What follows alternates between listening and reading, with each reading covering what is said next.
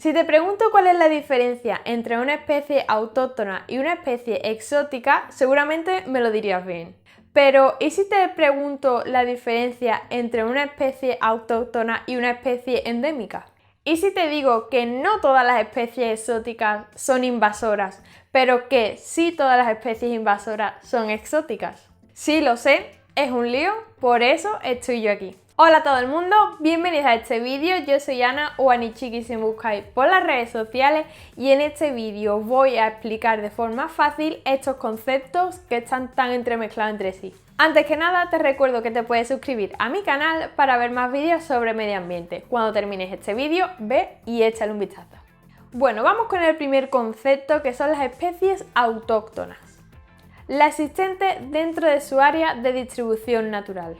Es decir, que de forma normal, o como diríamos que de toda la vida, ha existido en ese sitio. Esto no significa que solo se dé en ese mismo lugar. Puede estar esa especie en otros sitios del planeta con unas condiciones muy parecidas. Por lo tanto, su distribución puede estar en muchos lugares del planeta. Vamos, que una especie es típica de un lugar, pero no exclusiva.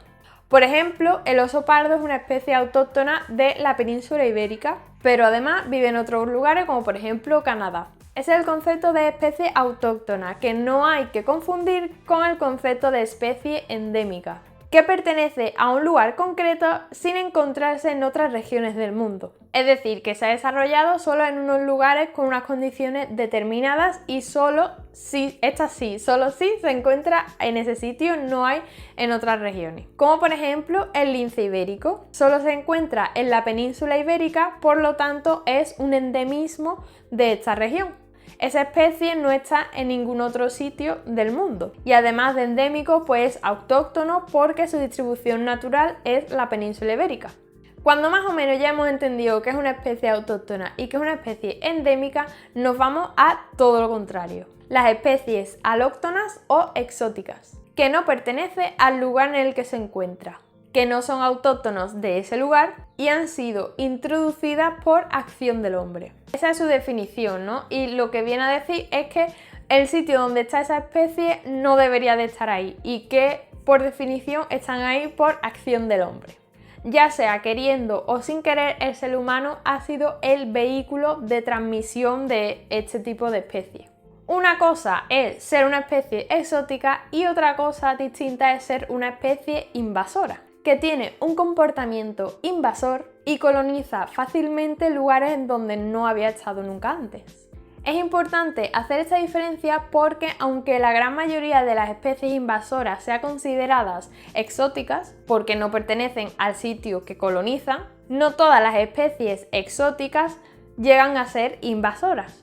Es por eso que tenemos otra definición, que son las especies exóticas invasoras, la que se introduce o establece en un ecosistema o hábitat y es un agente de cambio y amenaza para la biodiversidad autóctona, ya sea por su comportamiento invasor o por el riesgo de contaminación genética. Así que si una especie es exótica pero no amenaza o no produce un cambio en la biodiversidad, no es invasora. Un ejemplo de especie exótica invasora es el cerdo vietnamita. Es originario de Asia, pero es un animal doméstico para muchas personas aquí en España. ¿Qué pasa? Tenemos un problema cuando estos animales se sueltan a la naturaleza, ya sea porque se escapan o porque sus dueños directamente los dejan libres, empiezan a alimentarse en la naturaleza, como es lógico, e incluso empiezan a cruzarse con los jabalíes, creando el cerdolí. Algo muy curioso. Ese es un ejemplo de una contaminación genética en las especies.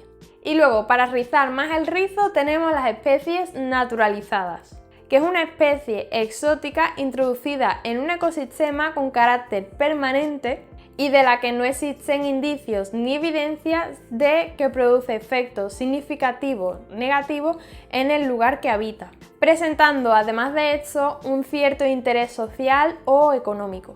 Vamos, que lleva mucho tiempo en la zona, en su momento fue introducida, pero que no produce ningún riesgo ni nada negativo. Simplemente está ahí, vive ahí o consume recursos, pero sin afectar al resto del ecosistema. Digamos que tanto la especie en sí como las especies vecinas se han acostumbrado a tenerla cerca y no pasa nada.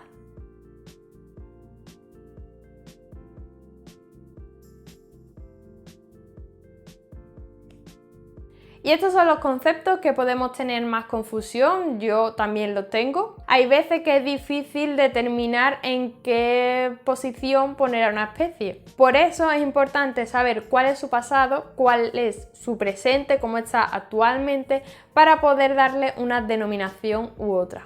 Espero que os haya resultado interesante, que os ayude un poco a tenerlo todo más claro, que sea útil para afianzar estos conceptos, incluso para algún examen seguro que os hace falta este vídeo. Muchas gracias por quedaros hasta el final, darle like al vídeo, os dejo ahora mis redes sociales y nosotros nos vemos en otro vídeo.